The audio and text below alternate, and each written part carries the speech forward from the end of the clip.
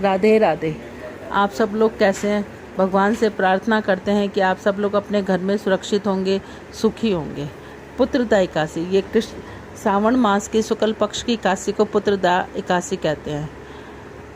ओम नमो भगवते वासुदेवाय।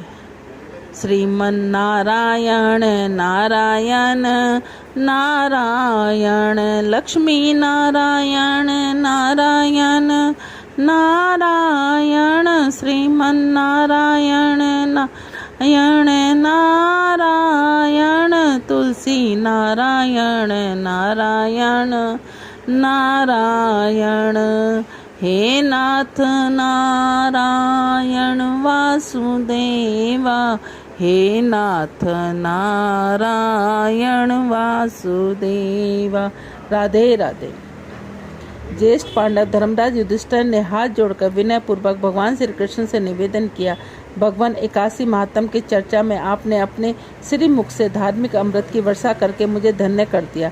अब आप मुझे सावन महीने की शुक्ल पक्ष की एकादशी के विषय में जानकारी दें। जैसे इस एकादशी का नाम है व्रत की विधि आदि। मधुसूदन श्री कृष्ण बोले, राजन, सावन मास की शुक्ल पक्ष की एकादशी को पुत्रदा एकादशी कहते हैं। इसके महात्म के सुनने मात्र से ही वाजपेयी यज्ञ का फल प्राप्त होता है। मैं इसकी एक कथा बताता हूँ, उसे ध्यानपूर्वक सुनो। द्वापर युग के प्रारंभ की बात है। महेशमती नाम का एक नगरी थी। वहाँ के राजा का नाम महाजीत था। राजा के कोई पुत्र नहीं था। पुत्रहीन होने के कारण वह दुखी रहता। उसे राजपाट भी नहीं सुहाता, क्योंकि पुत्र के बिना न तो इस लोक में सुख प्राप्त होता न परलोक में। राजा ने पुत्र प्राप्ति के अनेक प्रयत्न किए, पर सफलता नहीं मिली। राजा जब वृद्ध हुए तो पुत्रहीनता का दुख उन्हें और अधिक सताने लगा। एक दिन उसने भी प्रजा को एकाचित्र होकर उससे संबोधित करते हुए कहा, मैंने अपने जीवन में कोई पाप किया है?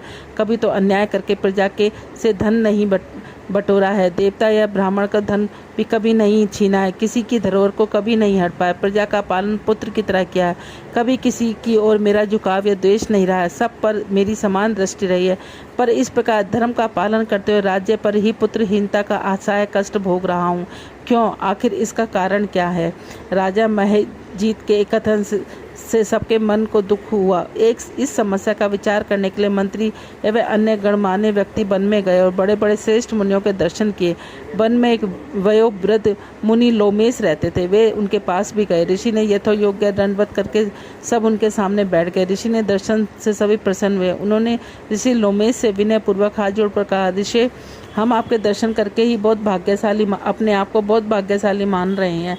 लोमेश ने कहा, मंत्रीगण, आप लोगों की विनय सद्भावना अत्यंत प्रसन्नता देने वाली है। बताइए, आप लोग यह किस उद्देश्य से आए हैं? मैं अपनी सामर्थ्य के अनुसार उसको अवश्य पूरा करूंगा।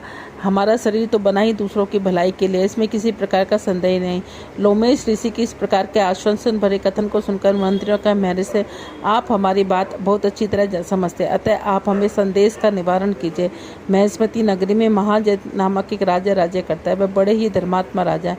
वह प्रजा का पालन अपने पुत्र की तरह करते हैं। इस पर भी उनके कोई पुत्र नहीं है, अतः वह बहुत दुखी रहते हैं। इस बात पर हमें भी बहुत दुख होता है, क्योंकि राजा के सुख दुख में प्रजा का भागीदार होते हैं।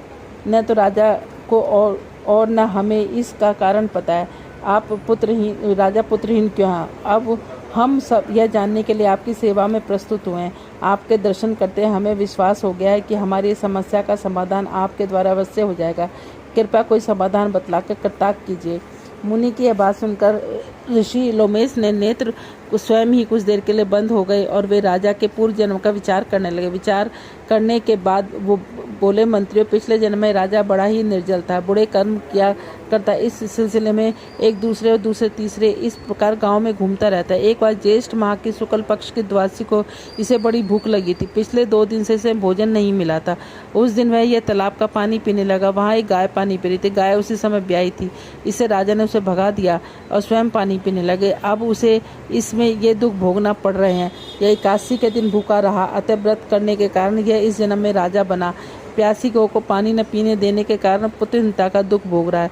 महर्षि लोमेश की बात सुनकर मंत्री आदि ने कहा, महर्षि, हमारे शास्त्रों का कथन है कि पुण्य के कार्य करने से पापों से छुटकारा मिल जाता है। कृपा करके आप ऐसा कोई उपाय बतलाइए जिसे करने से पूर्व जन्म के पाप नष्ट हो जाए और उसे पुत्र प्राप्त हो जाए। उसकी बात सुनकर तो लोमेश ने मुझसे, श्रेष्ठ प्रजाजनों, यदि आप यह सब मेरे सब लोग श्रावण महीने के शुक्ल पक्ष की काशी का व्रत और रात्रि जागरण करें तो उसके फल का संकल्प राजा के नाम छोड़ दें तो आप लोगों को राजा को पुत्र प्राप्त हो जाएगा, साथ ही उसके सब दुख दूर हो जाएंगे। महर्षि लोमेश के परामर्श के अनुसार वे सब लोग अपने नगर लौट आए।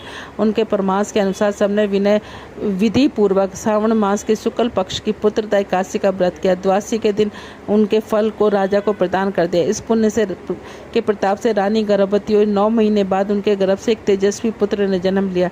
जिसे पुत्र प्राप्ति की इच्छा हो वह अवश्य इस एकादशी का विधि पूर्वक व्रत करे, तो इस व्रत के प्रभाव से इस लोक में सुख भोकर परलोक में स्वर्ग की आनंद होगी। पुत्रदा एकादशी के दिन व्रत में भगवान विष्णु की पूजा करके पुत्र प्राप्ति की प्रार्थना करें। आहार में गुड़ जरूर लें। बोलो राधे राधे। श्रीमन नारायण नारायण नारायण, लक्ष्मी नारायण नारायण नारायण, श्रीमन नारायण नारायण नारायण। हरि ओम हरि ओम हरि ओम। कैलासवासी ओम श्री ओम ओम नारायण। हरि ओम कैलासवासी ओम श्री ओम नारायण। शीस जटा सिर कैलासवासी, चक्र सुदर्शन नारायण। श्री ओम नारायण। हरि ओम कैलासवासी, भस्म विराज शिव कैलासवासी, तिलकधारी नारायण। हरि ओम ओम नारायण। हरि ओम कैलासवासी, श्री ओम नारायण। भस्म विराजेश के शिव कैलास रास वासी, तिलक धारी नारायण।